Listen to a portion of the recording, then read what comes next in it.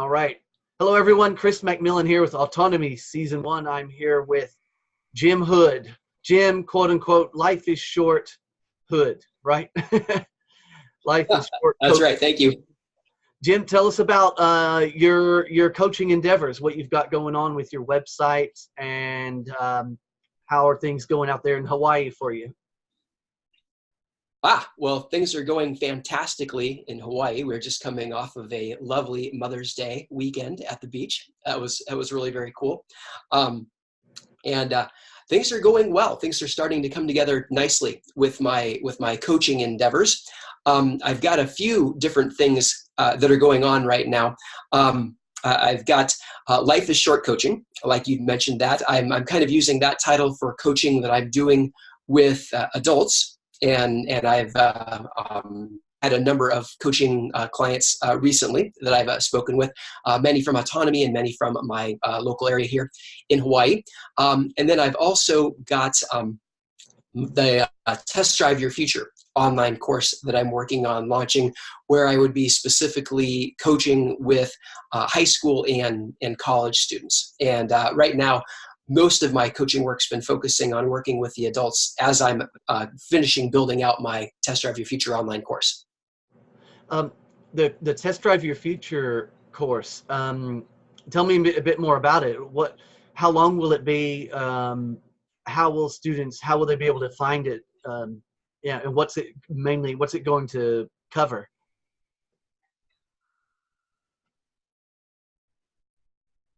Oh no, he's frozen. I don't know if you can hear me. Yeah.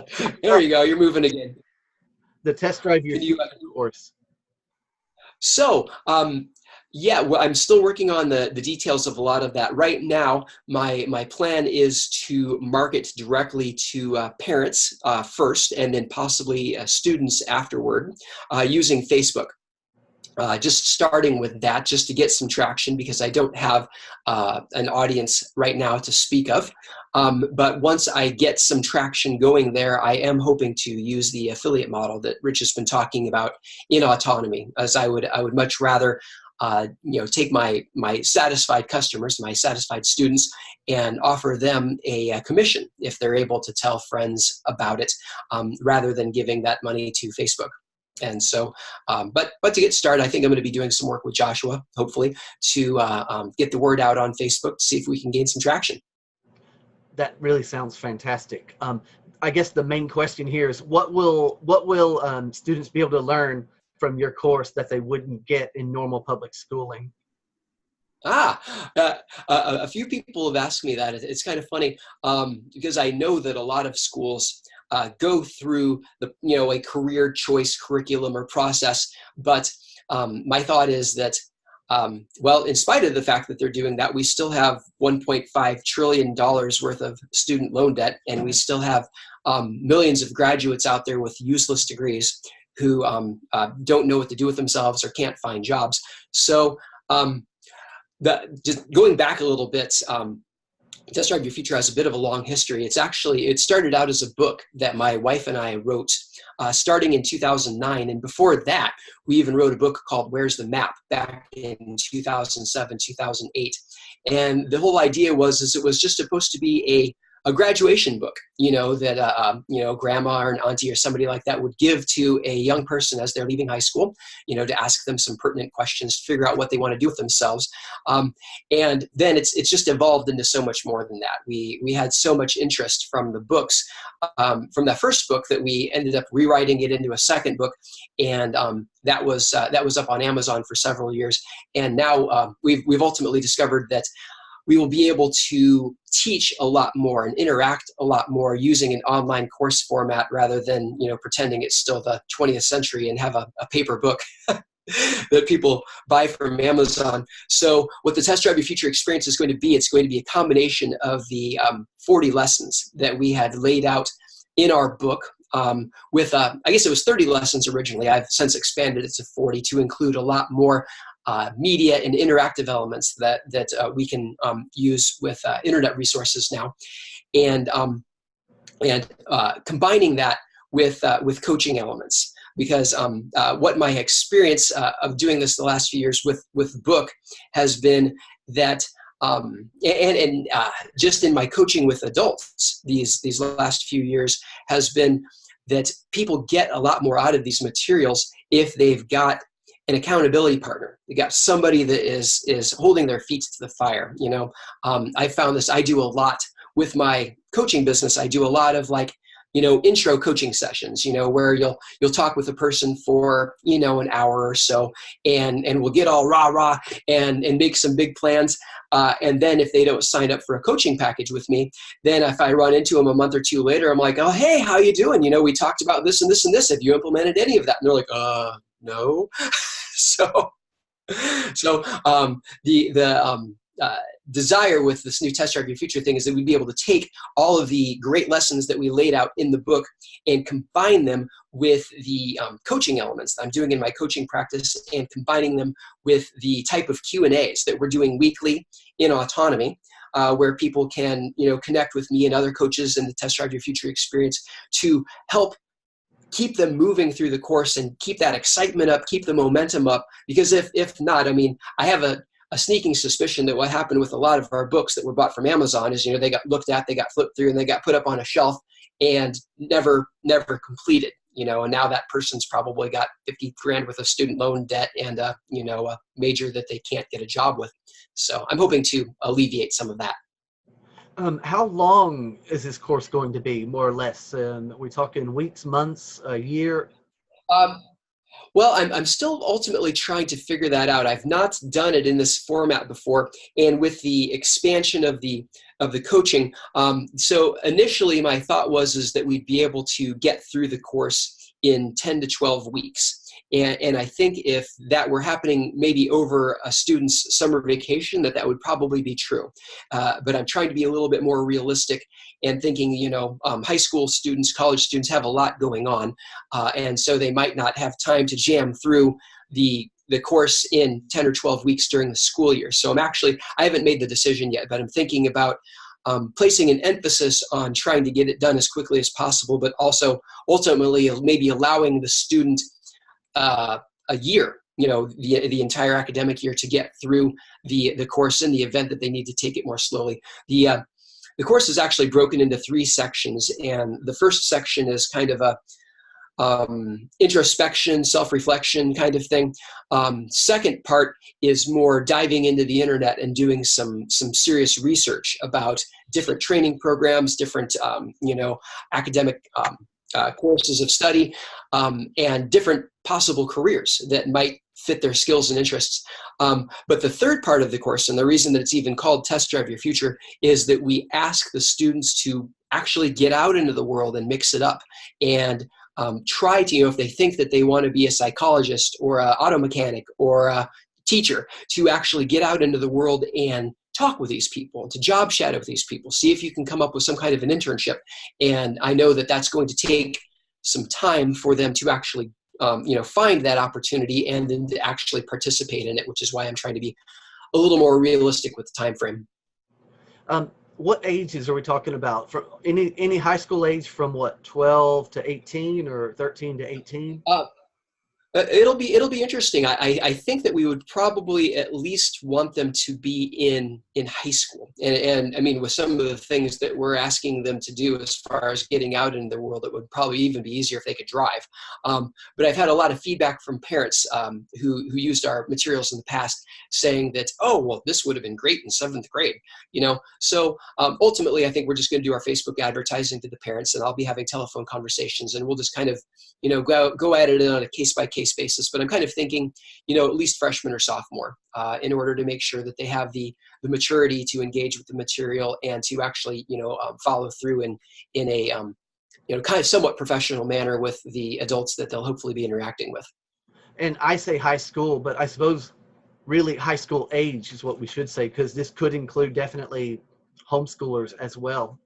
Absolutely. Yeah, I'm wondering if that's it'll be interesting once we start running the ads, just to see, because it could be that I end up having more interest from the homeschool market, just simply for the fact that the homeschoolers would probably have more time to participate in a course like mine than somebody in a traditional public or private school, which is a real shame, because I really think that regardless, they desperately need to go through something like this, but it seems like it's going to take a special person to actually want to commit to going, kind of like, autonomy. It's a lot of work, Yeah. and there's a big payoff for participating in it, but it's not for everybody.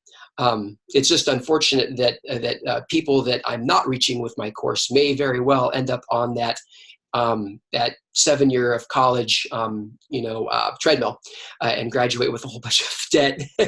That's a good metaphor, the treadmill. Yeah. There's a lot of metaphors, but that's one that works. Yeah. Yeah. And it's sad, you can't save everybody, but I'm gonna try as best I can to reach as many people as possible with this message. I don't care if you buy my course and go through it. I think you'd really benefit from it. But if you don't, then for God's sake, please just stop and think about what you're about to do. It's really, I don't know what your thoughts are about the whole, education industrial complex we have going on right now, but it seems, I don't know, unfair, and I don't know if I'd call it predatory or not. That might seem kind of conspiratorial, but the idea that we so easily, give a 18-year-old whose brain hasn't even fully, finished maturing yet, okay, well, we're going to give you a blank check to take out this huge amount of student loan, to study stuff that you don't really know if you have an interest in for a career that you may or may not want to do, regardless of whether you like it or not, or enjoy it, or whether you even graduate. You could still be saddled with a crippling amount of debt when you get out of school, which will really, it's like if we took baby birds and strapped lead weights to them just as they were about to leave the nest. It's it's not fair. And correct me if I'm wrong, but unlike a mortgage, a university debt will follow you for life, won't it? That is my understanding. I don't think that it is now possible to discharge student loan debt. I think too many people were getting out of it, and so they went and changed the rules. Which again is really tragic. I have one of my best friends from high school. I've known her since middle school, and she has a son who just graduated from high school last year, and she has a master's degree. She took out loans for college and for graduate school, and she had to say to her 18-year-old son, "I'm sorry, I can't help you with college because I still have such a high student loan payment 20 years later that I can't afford to take on any more debt to help out you." And that's maybe that's a blessing for him. So maybe he won't end up going that high dollar route like she did. But it's still sad to think that 20 years later, she's still, got such a huge payment. Yeah, it is sad. These issues around the whole business of college first came to my attention. It was a documentary, and it was literally called The College Conspiracy. That's the name of it. Maybe 5 or 6 years ago. I recommend it. I mean, you can't miss it. The College Conspiracy. And it talks about how the price keeps getting higher, and the quality of education keeps getting lower. And it really went into details of the business infrastructure of how it works and how they encourage, they use government loans for grants and all of that. And it's a revolving door. It was very interesting. Another reference that I recently heard a few weeks ago, there's a podcaster who has thousands of followers. His name's Jack Spirko, the Survival Podcast. Have you heard of him? I have not, nor had I heard of the movie. Thank you for the reference. Yeah, no problem. Well, Spirko, he swears by the use of Excel. He says, "I swear, if everybody could properly use an Excel sheet before going to college and they punched in the numbers correctly about, what you input versus what you get," he said, "a lot of people would not be getting onto this, as you say, onto this treadmill if all, the simplest skill of learning how to use Excel to your advantage." But yeah, it is a problem, and hopefully, courses like yours will veer people in a better path, onto a better path. I'm excited. Oh, I was going to ask you, do I dare it? When are we talking about? I'm hoping mid to late summer. we'll see. My wife and I, wife, daughter, and I are going to the mainland to visit family for almost the entire month of June. Yeah. And I'm still going to be working on building some things in the while I'm gone. But ultimately, I only get to see my family and friends back on the mainland once a year. So I think I'm going to let myself enjoy my vacation a little bit and really hit it hard when I get back. Are we gonna see you in Connecticut in June? You will be seeing me in Connecticut in June. Absolutely. Excellent. Yeah, Yeah. Because last made that. I'm actually sure whether the logistics of that would work out. That's great. Yeah, cool. I'll get to meet you in person in less than a month, in a few weeks. Yes, yeah, I had to break it to my family that I was leaving for 3 days halfway through my visit to Illinois. Yeah. They were a little upset at first, and I had to convey to them how much going meant to me. And once they really understood, then they were willing to give me up for a few days. Jim, you and your wife lived off grid for what, 2 years? Is that right? How long? No, actually, it was very brief. We only lived off grid for 6 months. That's more than what most people have ever lived off grid. Oh, I just wanted to ask it was. You want to talk a little bit about that, and what lessons did you learn from those years of living off grid? Oh, sure. Well, one of the first things that I really learned is that I very, very much appreciate the modern conveniences that we have. A hot shower, for example. Well, we had plenty of showers, but it was like this black pipe outdoor showers, black pipe that was sitting on top of black lava rock. So you had to time your shower just right. Otherwise it was like, 200 degrees with no cold water source. It was a really interesting experience. My wife and I, back in 2003, we were living in the Seattle suburbs doing the whole, suburban thing. And we just, we weren't sure exactly what we wanted to do with ourselves, which is ultimately, we both had gone to college and I'd gone to graduate school and we weren't using our training at all. I was feeling kind of despondent, like here I was 26, 27 years old, had all of this education, all of this debt, but I still didn't know what I wanted to do with myself. And we were just kind of frustrated by the whole suburban, 70-hour-a-week lifestyle. And so we decided that it would be just really important for us to take a step back and to just have some time to reflect, just completely remove ourselves from that urban environment and try something completely different. And we really wanted kind of a back to the land experience, so we could do like the opposite of suburbia, where we would be a lot more self-sufficient. So we actually found this opportunity here on the Big Island through a publication called the Caretaker Gazette. I don't know if you've ever heard of it, but they advertise caretaking opportunities all over the world. No. And excuse me. And yeah, it was fantastic. So we actually spent 6 months working on a homestead that was owned by a doctor, and for 1 week a month he would be on call 24/7 at the hospital, and so he needed somebody there at the farm to take care of his animals while he was gone.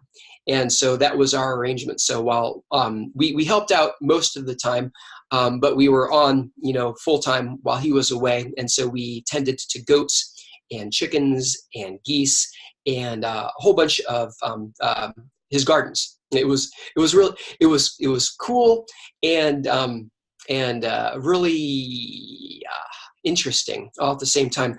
Really nice guy, really sincere, genuine in his love of the planet and his desire to help fix some of our environmental problems. Maybe a little over the top. That's actually why we were supposed to stay in that situation for a full year, but we only ended up staying for 6 months just because our personalities weren't jiving as well as we'd hoped. It was cool getting. We were essentially on solar power and solar hot water, and we had. We essentially had to collect and bury our wastes that was definitely challenging. Is something we hadn't had to deal with before. And when I mentioned earlier that I really came to appreciate the washing machine and other modern conveniences, we had to wash our laundry in 5-gallon buckets. Just with throw in a little bit of water and a little bit of soap and just and when you're working with goats and other farm animals, man, you get really dirty and really smelly.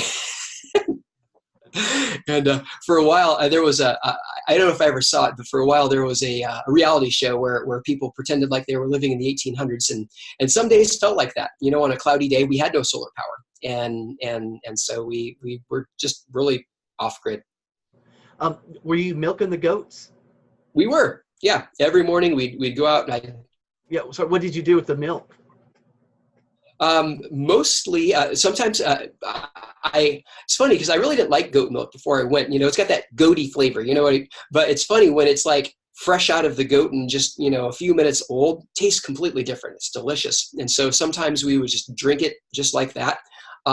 Very often we would turn it into yogurt or kefir, and we'd go out on the property. We had these big, huge, 50-foot tall mango trees. And we'd go and we'd collect mangoes, and then we'd go back to our cabin and we'd make mango goat milk smoothies or goat yogurt smoothies. Wow. I mean, that sounds amazing. Again, you probably took for granted at the time the skills that you were learning, but these are life skills that you may or may not ever use again. But what an experience.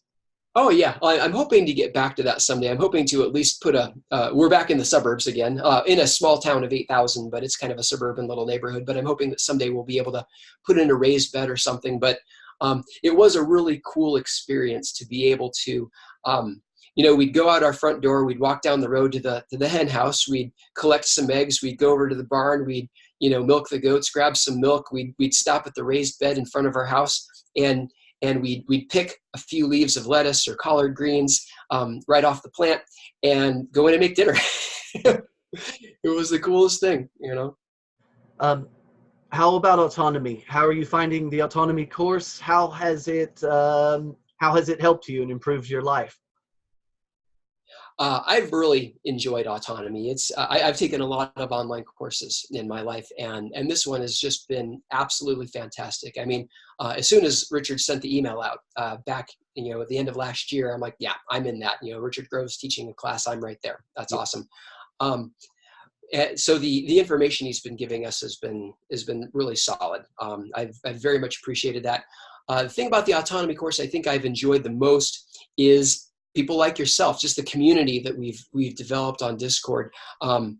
Just because, I mean, the things that we know and the things that we talk about are not widely known and talked about amongst 98% of the population, and it's so refreshing to be able to hop onto Discord and to speak with just about anybody. And you don't have to go through this, you don't have to worry about what you're going to say or not say, and you don't have to worry about whether they're going to have any idea what you're talking about or not. It's just I know exactly what you mean. Yeah, it's been great.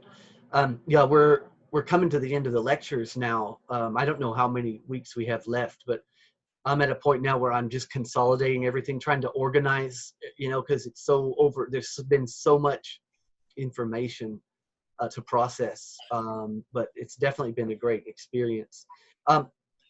What skill would you say has improved the most from the beginning? If you compared yourself to the beginning of the course to now, is there any particular skill that you have noted that's been very noticeable that you've improved upon? Like, for example, for me, it's time management. What about you? I think interacting with people in the way that we're doing right now I was still a little nervous, honestly, before our interview this morning, but much less so than I would have been. Yeah. And I don't know if you're on the queue. Little me. I know, just little old you, but still, it's on video. It lives forever. Yeah, yeah, we will. These interviews we put up on the Autonomy YouTube channel, and hopefully future autonomy students will gain benefit from it, as well as anybody who wants to watch it, because that's the thing. I'm trying to create a slice of portraying all the wide range of skills and interesting topics that all the students add value to the course, because that's what it's really all about. Is there's such a wide range of people with different interests, and everything is relevant to real life. The autonomy is all about skills and knowledge for life. So it's been a good ride. Right. And the people in here are so supportive. I mean, it's just the idea that we've just got these, booking links up on the website, and then, Chris booked an interview with me this morning. That's awesome. That's, and that we've got each other's backs, and that we're willing to practice with one another. I mean, that in and of itself is huge. I mean, with my course, eventually, maybe someday I'd like to do a podcast or start a YouTube channel or something like that. And honestly, before this, that kind of scared the crap out of me. And now that we're actually in here doing it, it seems much more doable. Yeah, not to mention all the tech skills we're gaining. You're just constantly downloading websites to help you, downloading new applications. I just downloaded a new, what is it? I can't think what it's called now. I'm learning how to edit videos. It's a constant supply of knowledge. And look here, this is what I'm working on today. The lectures, the slides, I'm printing them out, because that's how I've got it. Look, a little handwritten content. There's week 11, 10, and wow. right there. That's just the way I work better. Okay, so for example, I'll say, okay, digital marketing. Oh, look, here we go. Bam, I can open straight to the page and look at everything that was covered on the slides in the lecture on that topic. That's easier for me than to actually go to the downloaded PDF file on the computer and scroll through everything. It's good. Well, good. Is there anything else, Jim, before we wrap up, you would like to add? No, I think I'm pretty complete. Excellent. So you're in Hawaii right now. How's the weather in the middle of May? It is absolutely fair. We're starting to cloud over just a little bit. It was gloriously sunny this morning. I live at about 2,500 feet. So it's usually high 70s at the highest. Here it probably gets down into the low 60s at night. During the winter, it's closer to the low 50s, so it gets a little chilly. But the coast sea level is only about 15 minutes away, and the Big Island's a really awesome place. I think we have 80% of the climate zones available on the planet just on this island. And so the joke is if you don't like the weather where you are right now, just get in the car and drive 10 minutes. It's completely different. How hot does it get in the summer where you live? Not usually. Here in this town, probably high 70s, maybe low 80s. Down at the coast, maybe high 80s. It doesn't get. I mean, I grew up in Illinois. Yeah. And late summer we would have 102 degrees with 100% humidity, and you just felt like you were going to melt. And it gets hot here, but luckily it doesn't get that hot. I mean, really luckily, because unless you have a pretty wealthy household, most people don't have air conditioning because the electricity here is about 45 cents a kilowatt hour. And so air conditioning is cost prohibitive. Very interesting. I didn't luckily know. Yeah, it makes sense though. What does it make sense? Because you don't have to fly electricity from the mainland, do you? Actually, it's all. Well, we've got some geothermal from the volcano, but a lot of that was disrupted last year during the eruption. And the rest of our electricity, we have some wind power. We have solar. We actually have photovoltaic panels on our house, which helps some.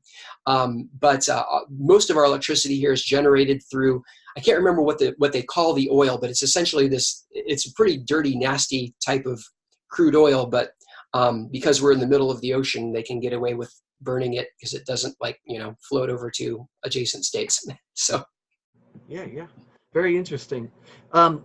If you had to leave Hawaii and move back to the mainland, if you had to, where would you go? Which state? Oh, man, that's tough. Question. It's an interesting question. I grew up in Illinois, which I like to say is a great place to be from. I don't know if I'd ever move back there, primarily just because the state's about to go bankrupt. But I lived in Washington State for 3 years before coming here. I absolutely loved the Pacific Northwest. That was that was beautiful. But unless I have become fully autonomous and I can work from home, I don't want to sit in traffic for 4 hours every day in the Seattle area like I was. My wife is from Vermont, which is a beautiful, absolutely gorgeous state. If you've never been, I'd highly recommend it. It's magical, except they have snow on the ground until like May. And after 15 years of living in the tropics, the idea of dealing with that much snow sounds horrible. So, very good. I've actually wondered about Texas. I mean, I have personally, I'm ashamed to admit I have never set foot in Texas, but I love that the independent spirit. You know, the fact that you guys were once an independent country, and I have the sense that if things ever got bad enough, that you wouldn't hesitate to declare your independence again. And there's really something to be said for that. Yeah, decentralization is a good thing in the world of autonomy. Indeed. Yeah, but Texas, you know, like anywhere, there are good things and bad things about it. I often tell people when I lived abroad for many years, the two things I missed the most were the Tex-Mex food, the enchiladas and fajitas. I love that, and driving. And you know, now I'm back in Texas. I do both. I get plenty of both. I'm sure. But the worst thing about Texas are the heat and the fire ants. You're lucky you don't have fire ants in Hawaii. That's all I got. We do have fire ants in Hawaii. Somebody thought it was a good idea to bring them over a few years ago. We don't have them in my town. They're down south. There are a lot of things we don't have in my town just because it's cold enough up here that some of the really nasty, creepy crawlies haven't made their way up here yet. All it takes is some prankster with a boat. Well, one of the biggest problems that we have here on the Big Island is the Caribbean coqui frog. And there was a plant. What's the Caribbean coqui frog? The Caribbean coqui frog. Well, this plant nursery on the eastern side of the island, you know, it was crazy. It was cheaper for them to import plants from the Caribbean to Hawaii than it was for them to grow them here. You know, so they were importing all of these landscaping plants that were infested with these coqui frogs. Now, the coqui frog is about as big as a quarter.